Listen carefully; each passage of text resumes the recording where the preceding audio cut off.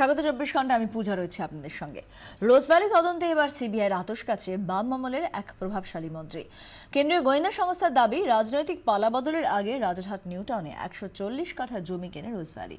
সেই ডিলে আগাগোড়া মধ্যস্থতা করেন তৎকালীন দাপুটে সিপিএম নেতা ও ক্যাবিনেট মন্ত্রী।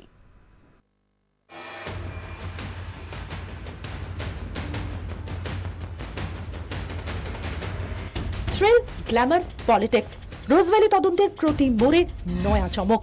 টালিগঞ্জ কাঁপানো নায়িকার পর গোয়েন্দাদের স্ক্যানারে বাম আমলের প্রভাবশালী এক মন্ত্রী। সিবিআই এর দাবি, সিপিএম এর এক সময়ের দাপুটে এই নেতা রোজভ্যালি থেকে আর্থিক ফায়দা তুলেছেন। গৌতম কুণ্ডুর কোম্পানি থেকে ফায়দা তোলার তালিকায় ঢুকে পড়ল দাপুটে বাম মন্ত্রীর নামও। সিবিআই এর দাবি, রাজারহাট নিউ টাউনে জমি কেনা বেচায় মধ্যস্থতা করেন ওই মন্ত্রী।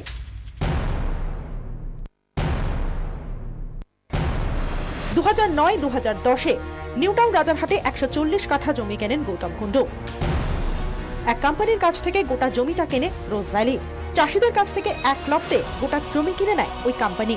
তারপর পাওয়ার অফ অ্যাটর্নি নিয়ে পুরো জমি বিক্রি করা হয় রোজভ্যালিকে।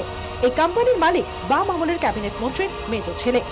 সিবিআই এর দাবি, জমি কেনা বেচা মধ্যস্থতায় বড় ভূমিকা ছিল মন্ত্রী ও তার ছেলের। আর সেই সূত্রেই গৌতম কুণ্ডুর সঙ্গে বেশ কবার বৈঠকও করেন ডাক সাইটে সিপিএম নেতা।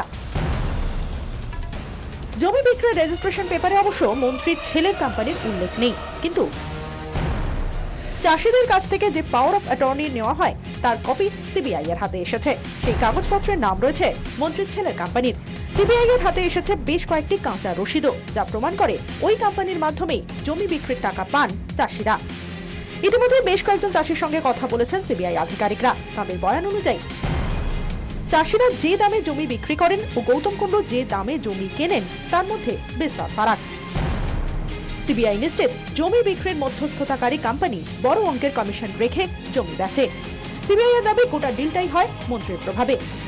শুধু জমি কেনা বেচায় মধ্যস্থতা নয়, দল থেকে বহিষ্কৃত হবার পরও গৌতম কুণ্ডুকে বিক্রি করা এই জমির চরিত্র পরিবর্তন করতে রীতিমতো সাহায্য করেছিলেন বাম আমলের এই মন্ত্রী। ক্যামেরায় কমল জানার সঙ্গে সিজার মন্ডল, 24 ঘন্টা, ভুবনেশ্বর।